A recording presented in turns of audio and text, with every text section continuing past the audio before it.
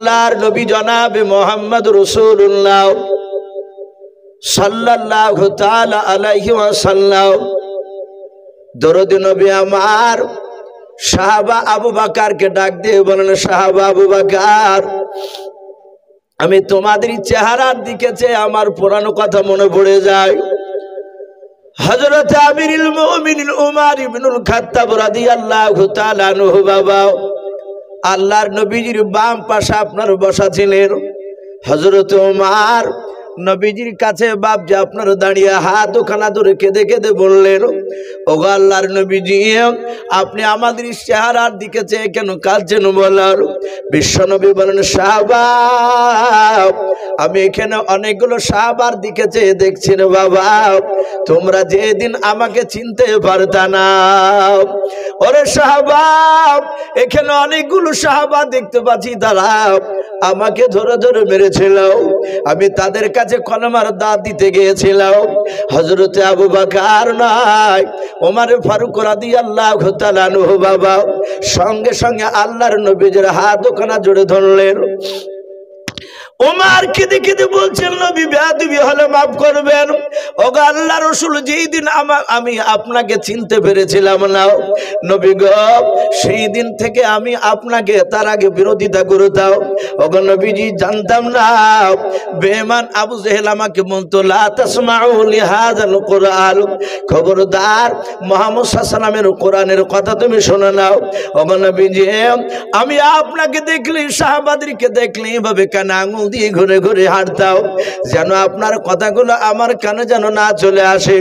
ওগো আল্লাহর নবী, শুনে নেন, যেই দিন থেকে আপনাকে চিনতে পেরেছি হুজুর, সেই দিন থেকে নবী আপনার দিকে আঙুল তুলে আমি কথা বলি নাই।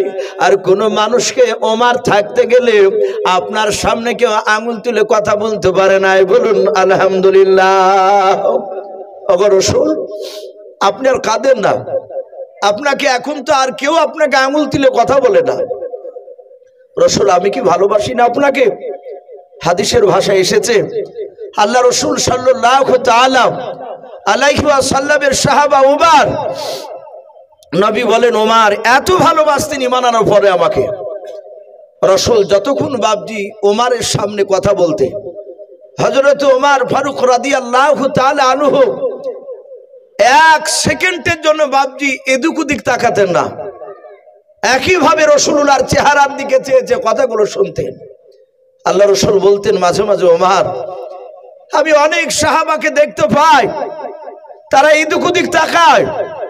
এই ওমর, তুমি আমার দরবারে আসলে তুমি বসে গেলে আমার দিকে অমন করে তাকিয়ে থাকো, আর তোমার দুই চোখের কোনা দিয়ে পানি গড়ে গেল। হযরত ওমর বলতেন, হুজুর, এই চোখ দিয়ে আমি আপনাকে প্রথমে চিনতে পেরেছিলাম না, আপনি এত বড় দামি রাসূল। ওগো নবী, আপনাকে ঈমান আনার পরে আমার মন চাই না অন্য কাউকে দেখতে। বলুন আলহামদুলিল্লাহ। কিয়ামত পর্যন্ত আপনাকে আর আমাকে যদি আল্লাহ জীবিত রাখে, আমাকে যদি কোনো কাজ আর না করতে হতো, আমি এইভাবে 24 ঘন্টা একইভাবে রাত দিন আপনার দিকে তাকিয়ে থাকতাম। আল্লাহ রাসূল বলতেন, ওমর এত ভালোবাসো? বলে, হুজুর হ্যাঁ। আমার সেই উমর রাসূলকে বলছেন, হুজুর, আমি ঈমান আনার পর তো আপনাকে কেউ মারেনি। আল্লাহ রাসূল বলেন, ওমর, তুমি কি ভুলে গিয়েছো, তুমি ঈমান আনার পরে আমাকে এক ইহুদি অন্যায় করে কথা বলেছিল। সিরাতে হালবিয়া বলে একটি উর্দু কিতাব, রাসূলুল্লাহর বাপজি তাতে চরিত্র কথা জীবনী তাতে দেওয়া আছে। আল্লাহ রাসূল বলেন, ওমর, তুমি শুনবা? বলে, হুজুর একটু বলো, কবে আপনাকে ইহুদি আমার সামনে গালি দিয়েছিল আমি ঈমান আনার পরে? কিতাবে এসেছে বাপজি, সবচেয়ে সেই জামানায় মদিনার সবচেয়ে বড় ইহুদের আলেম, তার নাম ছিল বাপজি রাহাব বলে নাম।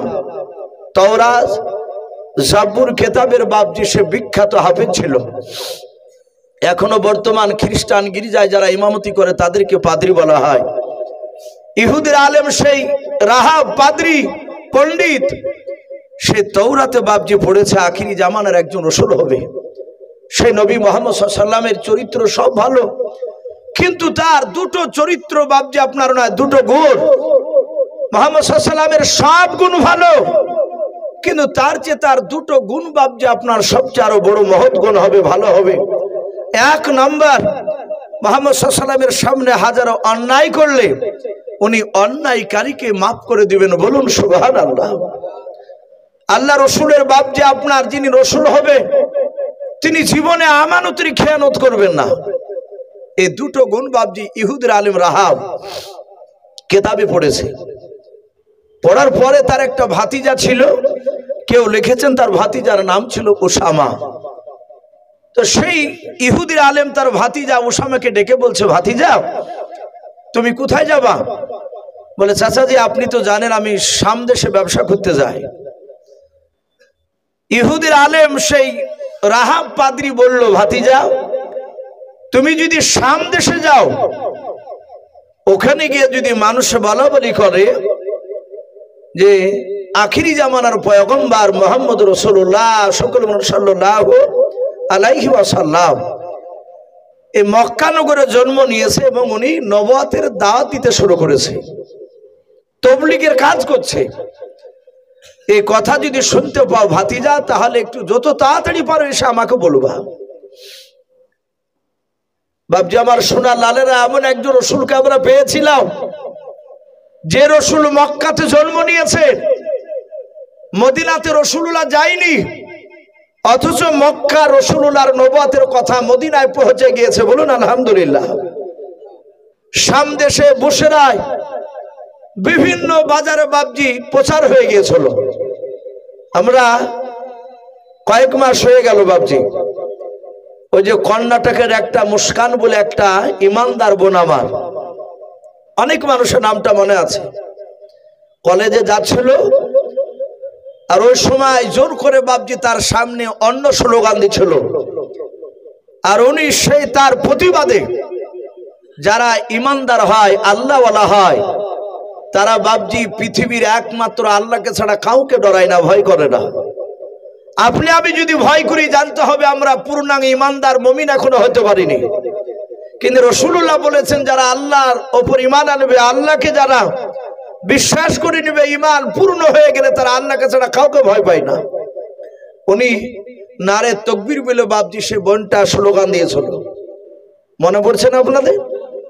গোটা পৃথিবীতে বাবজি আপনার মুসলমানদের ঈমানকে জাগিয়ে দিয়েছিল মেয়েটা।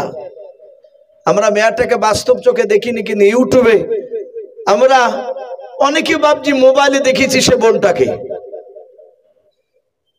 তা আল্লাহ রসুল সাল্লাল্লাহু তাআলা আলাইহি ওয়াসাল্লাম মক্কা নগর থেকে বাইরে যাওয়ার আগে রাসূলুল্লাহর কথা চারিদিকে ছড়ে গিয়েছিল।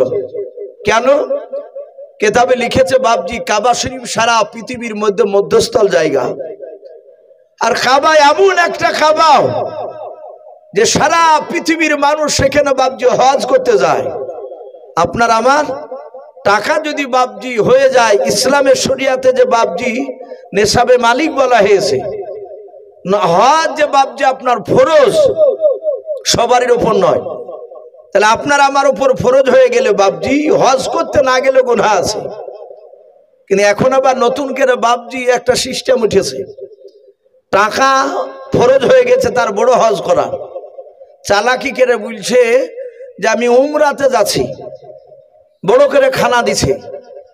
বলে চাচা বড় হজে গেলেন না? বলে বাপ একবার দেখে আসি। প্রথমে দেখে আসে, তারপরে এবার বড় হজে যাব। 100-র মধ্যে বাবজি 98 জনা ওই উমরা করেছে আর বড় হজে যাচ্ছে না।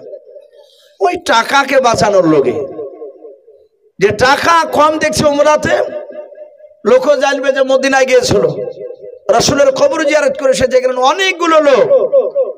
আবার হাজী সাহেব না বললেও রাগ করছে, আমি কেন কথাটা বললাম, উমরাতে করে এসেছে। আমি বললাম কি ব্যাপার দাদু কেমন আছেন, সালাম দিয়ে তখন বলছে হ্যাঁ মৌলবী মানুষ তুমি, আমাকে হাজী সাহেব বলে সালামটা দিলে না আগে, হাজী বলিলে যেন এর রাগ হয়। তা আমি বললাম দাদু মাফ করবেন, আপনাকে হাজী বলা যাবে না। তখন বলছে তোমরাই ফতোয়াবাজি করে বেড়াও গা, তোমরাই বলো না, তাছাড়া প্রায় লোক আমাকে হাজী সাহেব বলে। এদিন আজ দিন 10 আগেকার কথা বলছে বাবজি। হজ এমন একটা জায়গা, আল্লাহ রসুল মক্কাতে জন্ম নেওয়ার আগেও কাবা শরীফে বাবজি মক্কাতে পৃথিবীর মানুষ হজ করতে যেত। কথা সত্য না মিথ্যা বলো? তারা হজে যেত, কিন্তু তখনকার হজের নিয়ম ছিল আলাদা। আল্লাহ রসুল সাল্লাল্লাহু তাআলা আলাইহি ওয়াসাল্লামকে আল্লাহ এমন একটা জায়গায় পাঠিয়েছিলেন মক্কাতে, যে সারা পৃথিবীর মানুষ সেখানে হজ করতে যায়। মক্কা নগরে রাসূলুল্লাহ কলমার দাওয়াত দিয়ে দিয়ে দেখলেন সবাই মানে না, সবাই রসুলকে মানেনি। আল্লাহ রসুল শুনতে পেলেন সেই মদিনা থেকে, তখন তো মদিনার নাম ছিল না, নবীজি মক্কা থেকে মদিনাতে হিজরত করে যাওয়ার আগে ওই মদিনার দেশটার মদিনা ছিল না। কোরআন শরীফে তাফসীরে পাওয়া যায়, মারিফুল কোরআনে দেশটার নাম ছিল ইয়াসরিব। কি নাম বললাম? ইয়াসরিব নাম, ওই এখন যেটা বর্তমান মদিনা হয়েছে। তো ওই ইয়াসরিব দেশ থেকে বাপজি এক নয় দুই নয় 50টা বয়স্ক লোক আর যুবক ছেলে মিলে তারা দল বেঁধে বাপজি হজে এসেছে। আল্লাহ রসুলের কাছে একটা বাচ্চা ছেলে গিয়ে বললেন, ওগো আল্লাহ রসুল, ইয়াসরিব অর্থাৎ মদিনা থেকে 50টা লোক আমি দেখে আসলাম, তারা কাবা শরীফের পাশে দূরে তারা তাম্বু টাঙিয়ে আছে, তারা বৈকাল বেলায় তাম্বু টাঙালো। আল্লাহ রসুলকে ওই বাচ্চা ছেলেটা ভালোবাসতো, নবীর উপর ঈমান এনেছিল। আল্লাহ রসুল বললেন, বাবা সত্যি বলে? হ্যাঁ। নবীজি বুক ভরা আশা নিয়ে চিন্তা করলেন, আমি আজই রাত্রিবেলায় যাব। ওরা বিকালে এসেছে, তাম্বু টাঙিয়েছে, আমিও গিয়ে ওই ময়দানে গিয়ে তাম্বু টাঙাবো। তাম্বু টাঙিয়ে সারা রাত সেখানে কোরআন তেলাওয়াত করব, আল্লাহর ইবাদত করে সকালবেলায় আমি ওই মদিনার বাসীদের কাছে গিয়ে এই দ্বীনের দাওয়াত, কলমার দাওয়াত দিব। সম্মানিত ভাইরা আমার, বাবা জীবনেরা, আল্লাহ রসুল সাল্লাল্লাহু তাআলা আলাইহি ওয়াসাল্লাম তিনি গিয়েছে। আর বেঈমান আবু জেহেল বাপজি লক্ষ্য করত যে মুহাম্মদ সাল্লাল্লাহু আলাইহি ওয়াসাল্লাম কোথায় কোথায় যায়, ও নবীর বিরোধিতা করত। আবু জেহেল দেখলো তো বেটা চলে গেল ওই মক্কা নগরে কাবা শরীফের ওই ময়দানে। তখন তো বাপজি এত ঘর ছিল না, ফাঁকা মরুভূমি পড়ে। আল্লাহ রসুলকে যেতে দেখে বাপজি বেঈমান আবু জেহেল রাত্রিবেলায় আরো 9টা লোককে, কেউ বলেছেন 10টা লোককে ডেকে সে একটা দল গুছে নিয়ে মদিনার সব বাপজি আপনার তাম্বুতে গিয়ে মানুষকে ডাকলো। তারা 5টা তাম্বু টেঙেছিল, এক একটা তাম্বুতে 10 জন করে মানুষ, 5,250 সবাইকে ডাকলো। ডেকে বলছে, এই এই ইয়াসরিব দেশের মানুষেরা, তোমরা আমাকে চিনো, আমি কে? আল্লাহ রসুলের ব্যাপারে বাপজি তারা তো জানে না, নবীর নামই শুনেনি তারা। আবু জেহেল বলল, আমি মক্কার বড় নেতা, আমি তোমাদের বাপ দাদাদেরকে ভালোবাসি, শুনে নাও, আমি তোমাদেরকে একটা কাজ থেকে সাবধান করতে এসেছি। মদিনার বয়স্ক লোকেরা বলল, ভাই আবু জেহেল, আমাদেরকে কোথা থেকে সাবধান করবা? ডাক দিয়ে বললো, ওই দেখো তাম্বু দেখতে পাচ্ছ, রাসূলুল্লাহর তাম্বুকে দেখাচ্ছে, জাইতুন তেলের বাতি জ্বালিয়েছে। বলে, হ্যাঁ দেখতে পাচ্ছি। বলে, ওই তাম্বুর ভিতরে মক্কার সবচেয়ে বড় পাগল ভরা আছে, বলুন আস্তাগফিরুল্লাহ। সারা পৃথিবীর মধ্যে শ্রেষ্ঠ রসুল, যে রসুলের বাপজির শরীর থেকে ঘাম বেরোলে মুশকে আম্বার নাই খুশবু বের হতো, বলুন সুবহানাল্লাহ। যে রসুলুল্লাহ রাস্তা দিয়ে একদিন হেঁটে গেলে, তিরমিজি শরীফে এসেছে, ওই রাস্তায় রসুলুল্লাহ বাপজি 14 দিন না গেলে ওই রাস্তায় নবত খুশবু পাওয়া যেত। মক্কার লোকেরা বলতে গিয়ে রাস্তায় দিয়ে রসুলুল্লাহ গিয়েছে। আর সেই রসুলকে বাপজি মক্কার বেঈমান আবু জেহেল নবীকে পাগল বলছে। এখনো বাপজি যারা দেখবেন আল্লাহর উপর ঈমান নাই, যারা টুপিওয়ালা দাড়িওয়ালাদেরকে দেখলে তারা ন্যায় অন্যায় অনেক কথা বলে বলে। আবু জেহেলরা যেমন বলতো, আবু জেহেল বললো, ওই লোকটার কাছে তোমরা রাত্রিবেলায় যাবে না। বলে, কেন? বলে, সে একটা নতুন কি কথা বলছে, ওই কথা যদি না শোনো, আমাদের বাপদাদার বিরুদ্ধে কথা বলছে, না শুনলে তার তাম্বুর ভিতরে পাথর ভরা আছে, আর সেই পাথর দিয়ে বেটা তোমাদেরকে মেরে শেষ করে দেবে। তোমরা রাতে যদি না যাও, সকালবেলায় ওই পাগলা আসবে তোমাদের তাম্বুতে। আবু জেহেল এটাও জানে যে রাসূলুল্লাহ আসবে, কৌশল করে বাপজি কথাটা বলছে। আল্লাহ রসুল সাল্লাল্লাহু তাআলা আলাইহি ওয়াসাল্লামকে ন্যায় কথা বললো, পাগল বললো, নবীর কাছে পাথর ভরা আছে বললো। মদিনার তারা 50টা লোক বললো, ভাই আমরা রাত্রিবেলায় কেউ যাব না, কিন্তু বাপজি আবু জেহেল ভেবেছিল রাসূলুল্লাহর কথাকে তাড়াতাড়ি করে মিশে দেবে, কিন্তু আবু জেহেলরা যত তাড়াতাড়ি চেষ্টা করেছিল রাসূলের দিনকে বাপজি মক্কা থেকে বাইরে বেরোতে দিবে না, কিন্তু তার চেয়েও তাড়াতাড়ি রাসূলুল্লাহর ঈমান আরো বাপজি কলমার দাওয়াত চারি বিশ্বে পৌঁছে গিয়েছিল। বলুন আলহামদুলিল্লাহ। চারিদিকে তাড়াতাড়ি ছড়ালছে। আল্লাহ রাসূল সাল্লাল্লাহু তাআলা আলাইহি ওয়াসাল্লাম বিশ্ব নবী বাপজি তাম্বুর ভিতরে বসা, বুক ভরা আশা নিয়ে রাসূলুল্লাহ রাত্রিবেলায় ওখানে থাকবে, সকালবেলায় কলমার দাওয়াত দিবে। রাসূলুল্লাহ ভেবেছেন একটা দুটো লোক যদি আবার কথা মেনে নেয়, সবাই না মানলে একটা দুটো তো মানবে। মদিনার লোকদেরকে বারণ করলো। আবু জেহেল বাড়িতে মদের বোতল নিয়ে বাপজি মেতে উঠলো, বললো মুহাম্মদ সাল্লাল্লাহু আলাইহি ওয়াসাল্লাম যতই কোরআন তেলাওয়াত কর, তোর কাছে লোকগুলো যাবে না, তোকে যেতেও দিবে না। কিন্তু মানুষকে বাপজি যেখানে যত বারণ করা যায় সেখানে মানুষ বাপজি বেশি যায় না কম যায়? কথা বলে বেশি যায়। এই যে জালসার মাহফিল, ওপরে সুন্দর জায়গা, নিচে সুন্দর জায়গা, মানুষ কম। কিন্তু এখানে যদি বাপজি যাত্রার মাহফিল হতো তাহলে বাপজি গোবরের উপড়াতেও বসে মানুষ শুনতো, জায়গা দিতে পারত না। ওখানে মানুষ বারণ করে যে যেও না, জায়গা ভালো না খারাপ, ওতে গেলে নেকি হবে না, আর এখানে নেকি হবে, কিন্তু ওই জায়গাতে মানুষ চাপ দেয় বেশি। আবু জেহেল বারণ করে গেল, আর মদিনার লোকেদের ভিতরে তোলপাড় শুরু হয়ে গেল। ওই তাম্বুর ভিতরে পাগলটা আছে ভরা, বলে গেল সে কালো না ধুলো, সে মোটা না সরু, তার পোশাকগুলো ময়লা যুক্ত না পরিষ্কার, তার চুলগুলো এলোমেলো হয়ে আছে না, একটু দেখার দরকার। জোরে বলুন সুবহানাল্লাহ। ভাইরা আমার, বাবা জীবনেরাও, মদিনার 50টা মানুষ বাপ যে তাদের মধ্যে থেকে বয়স্ক লোকেরাও ওই তাম্বুর দিকে লক্ষ্য করে রাত্রিবেলা বলেছিল, বন্ধুরা আমরা মদিনার যেই সব মানুষগুলো একত্রিত হয়ে এসেছি মক্কা নগরে, বলে হ্যাঁ আমরা এখনই তাম্বুর ভিতর থেকে বেরিয়ে ফাঁকা জায়গায় বসে পড়ি। সবাই মিলে বাপজি ফাঁকা জায়গা তারা মিটিং করার জন্য বসে পড়ল। বয়স্ক লোকেরা ডাক দিয়ে বলেছিল, যুবক ছেলেরাও তোমরা কি দেখেছো ওই মক্কার ওই যে তাম্বুর ভেতরে পাগলটা ভরা আছে, ওই পাগলটাকে কি তোমরা এর পূর্বে কোথাও দেখেছিল বলো? ওই যুবকরা ডাক দিয়ে বলেছিল, চাচা আজ জীবনে প্রথমে মক্কা নগরে এসেছে হজ করতে, চাচাও আজ রাত্রিবেলা থাকার উপর সকালবেলায় কাবা তওয়াফ করে বাড়ি চলে যাব। ওগো চাচা আমরা এর পূর্বে কোনোদিন পাগলকে দেখে নাই। ওগো চাচা বলল, আপনারা কি ওই পাগলটাকে কোনোদিন দেখেছেন বলো? বয়স্ক লোকেরা বলো, না বাবা আমরাও তো দেখি না। ওই বয়স্ক লোকেরা বলেছিল, বাবা আবু জেহেল মক্কার বড় নেতা বলেছে রাত্রিবেলা যদি আমরা না যাই সকালবেলায় নাকি ওই পাগলটা আসবে আমাদের তাম্বুতে, আর ওই লোকটার কথাগুলো যদি না শোনা যায় সে নাকি পাথর দিয়ে আঘাত করে আমাদেরকে মেরে দেবে।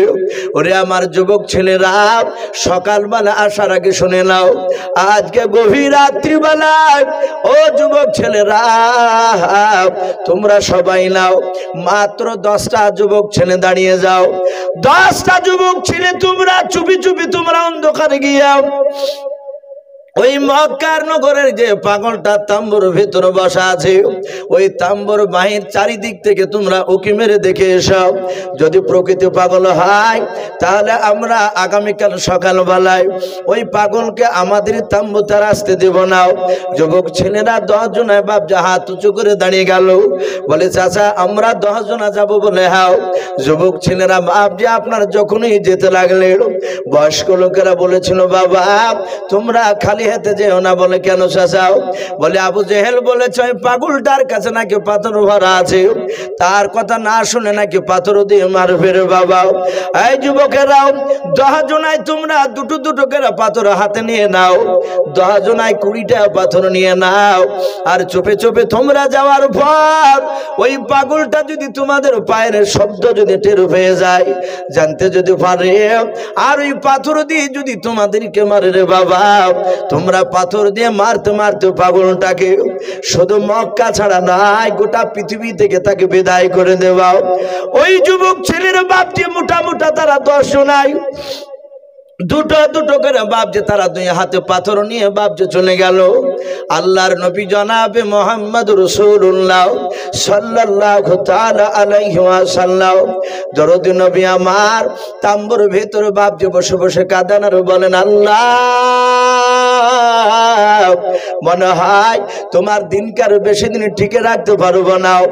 আল্লাহ রাসূল বাপজি কোরআন তেলাওয়াত করে গভীর রাত্রি বেলায় আল্লাহর দিকে বাপজি হাত তুলে তুলে কান্না করেছিলেন। ওগো আল্লাহ, তুমি আমাকে ধৈর্য ধরা তুমি তৌফিক করে দাও, বেশি বেশি করে যেন তোমার বান্দাদের কাছে যেন কলেমার দাওয়াত দিতে পারে সেই শক্তি আমাকে দাও। আল্লাহর নবী কাঁদছিলেন আর মদিনার বাপ যে 10টা যুবক ছিল আল্লাহ রসুলের তাম্বুর কাছাকাছি চলে গিয়েছে রে বাবা। যাওয়ার পর বিশ্ব নবীজির বাপজি চেহারার দিকে একটি বার যখন বাবা নজর পড়ল ওদের, ওরা সবাই বিশ্ব নবীর চেহারা দেখে বাপজি তারা আশ্চর্য হয়ে তারা আপন আপন তারা 10 জনের মধ্যে বাবা আস্তে আস্তে করে বলছেন, ভাই এই মানুষটা পৃথিবীর মধ্যে কোনো পাগল হতে পারে না, বলুন সুবহানাল্লাহ। ওরা বলছে, ভাই এ তো পাগল নয়, এই দেখ এত সুন্দর মানুষ আমরা জীবনের পূর্বে কোথাও দেখি নাই, বলুন সুবহানাল্লাহ। আল্লাহ রাসূল সাল্লাল্লাহু তাআলা আলাইহি ওয়াসাল্লামের অর্ধাঙ্গিনী বিবি মা আয়েশা সিদ্দিকা রাদিয়াল্লাহু তাআলা আনহা তিনি বলেন, আমার স্বামীর এত চেহারা ছিল, এত চেহারা ছিল। হযরতে ইউসুফ নবী আলাইহিস সালামের জীবনী তো পাওয়া যায়। ইউসুফ নবী আলাইহিস সালামের চেহারা দেখে মিশরের সেই সময়কার নারীরাও তারা ইউসুফের চেহারার দিকে চেয়ে আর ওরা আপন আপন ফল কাটছিল। ফল কাটতে কাটতে তারা আঙুল কেটে ফেলেছিল, তাও বাপজি তারা ব্যথা বুঝতে পারেনি।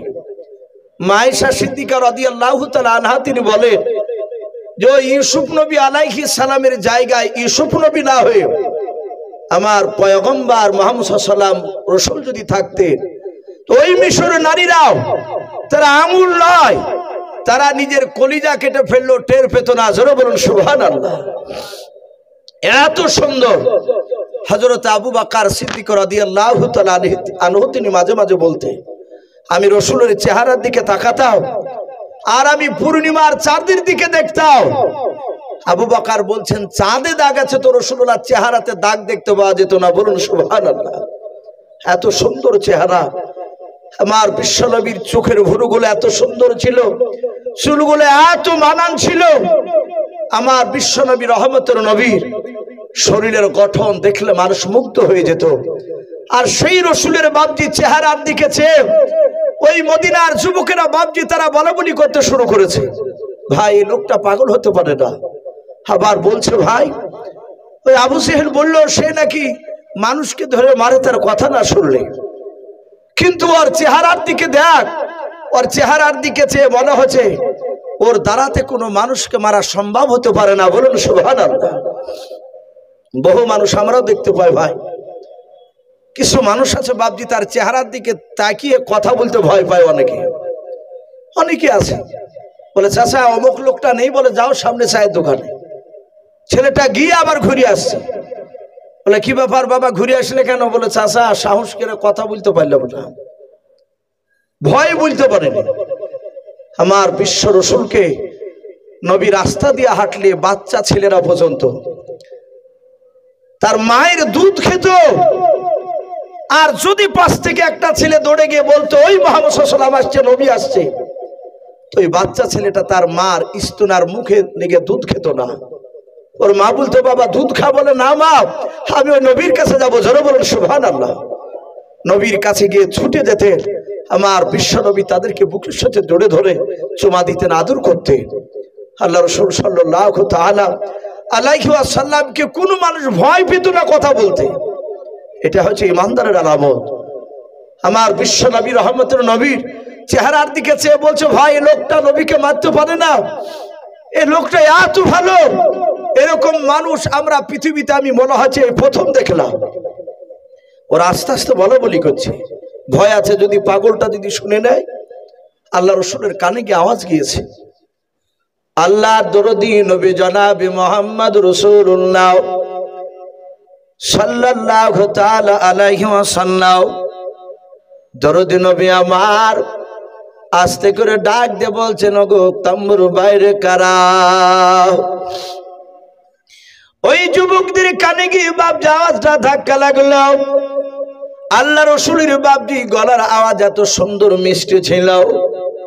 মদিনার যুবকেরা তারা বলা বলি করতে লাগলো, ভাই আর পালানো যাবে না। বলে কেন রে?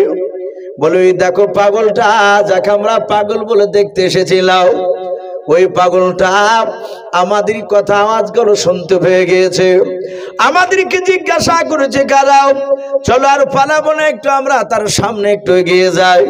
আল্লাহ রসুলের কাছাকাছি ভাব যে তারা গিয়ে গোল করে ঘেরাও করে দাঁড়িয়ে গেল। আল্লাহর নবী বলেন, বাবা তোমাদের বাড়ি বুঝি মক্কা নগরে নাই? মদিনার যুবকেরা ডাক দিয়ে বলেছিল, ভাই আমাদের বাড়ি মক্কা নগরে নাই, আমাদের বাড়ি হচ্ছে তায়েফ নগরে নাই, ওই মদিনায় আশরিফ দেশ থেকে মক্কাতে এসেছিলাম হজ করতে। আজ দিনের বেলাতে তাম্বু টাঙিয়েছিলাম, রাত্রির বেলায় থাকার পর সকালবেলায় কাবা তওয়াফ করে বাড়ি চলে যাব। ওরে যুবক, তোমার পরিচয়টা তুমি দিয়ে দাও। আল্লাহর দরদি নবী কাঁদে কেঁদে বলতে লাগলেন, বাবা তোমাদের কাছে কি আবু জেহেল যায় না বারণ করতে আমার কাছে আসতে? বলে হ্যাঁ, ওই আবু জেহেল বারণ করেছিল বলে আমরা তোমাকে পরীক্ষা করতে এসেছি। এই যুবক তুমি কে? তোমার নামকে পরিচয়টা দাও। আল্লাহর নবী জনাবে মুহাম্মদ রাসূলুল্লাহ সাল্লাল্লাহু তাআলা আলাইহি ওয়াসাল্লাম ডাক দিয়ে বললেন, বাবারাও তোমরা আমাকে চিনতে পারো নাই? বলে না। বলে আমি রহমাতুল আলামিন পয়গম্বর জনাবে মুহাম্মদ রাসূলুল্লাহ সাল্লাল্লাহু তাআলা আলাইহি ওয়াসাল্লাম। আল্লাহ আমাকে নবী রাসূল করে দুনিয়ার বুকে পাঠিয়েছেন জাহান্নামের মানুষদেরকে জাহান্নামের রাস্তা থেকে জান্নাতের রাস্তা দেখানোর জন্য। ওরে আমার যুবক বাবা, আমি সন্ধ্যাবেলায় তাম্বু টাঙিয়েছিলাম, সারা রাত থাকার পর সকালবেলা আমি তোমাদের কাছে কলমার দাঁত দেব বলে এখানে এসেছিলাম। আল্লাহর নবীজির বাপজি পাঁচ থেকে বাবা 10 মিনিট বিশ্ব নবীর নবুয়ত সম্পর্কে কথা শোনার পর ওই যুবকের আর থাকতে পারলো না। তারা সাতাতে পড়তে লাগলো কলমা লা ইলাহা, ভাই লজ্জা না, একটু মহব্বত পড়ে নি, লা ইলাহা ইল্লাল্লাহ, লা ইলাহা লা ইলাহা ইল্লাল্লাহু মুহাম্মাদুর রাসূলুল্লাহ সাল্লাল্লাহু তাআলা আলাইহি ওয়াসাল্লাম। এরা 10 জনা সাতাহাত নবীর উপর কলমা পড়ে নিল। বাড়ি মক্কাতে নয়, বাড়ি তার ইয়াসরিব অর্থাৎ মদিনায়। এরা রসুলের কাছ থেকে আর যায় না। মদিনার আর যে বাপজি 40 জনা বসেছিল, তারা ভাবছে পাগলটা কি মেরে ফেললো নাকি? এ কয়েক ঘন্টা হতে চলে আসে না কেন? এরাও বাপজি বয়স্ক লোকেরা যাওয়ার পর দেখছে তারা থমের মতো দাঁড়িয়ে আছে রসুলের চেহারার দিকে চেয়ে। এরা পেছন থেকে বলছে, এই যুবকেরা, এই কতক্ষণ লাগে এখানে দাঁড়িয়ে আছিস কেন? ওদের দিকে কান করছে না। ওরা হাত দিয়ে ঠেলা মেরে যাহাতে রসুলুল্লাহর বাপজি চেহারার দিকে ওদেরও নজর পড়েছে। মনে হয়েছে লোহাকে যেমন চুম্বকে ধরে নেয়, নবীর চেহারার দিকে চেয়ে কেউ কাউকে কথা বলে না। তারা এক পা দুপা করে এগিয়ে গিয়ে রসুলের বায়ান শুনছিল। তারা সাতাহাতে বাপজি ওরাও 40 জনায় কলেমা পড়ে মুসলমান হয়ে গিয়েছিল। বলুন আলহামদুলিল্লাহ। আবু জেহেল চেয়েছিল একটা মানুষের যেন রসুলের কথা না শুনে, নবীর দলে যেন না যায়, চেষ্টা করতে গেলে একটা লোকও যেন না শুনে। আর সেখানে সবাই বাপজি কলেমা পড়ে মুসলমান হলো। বলুন আলহামদুলিল্লাহ।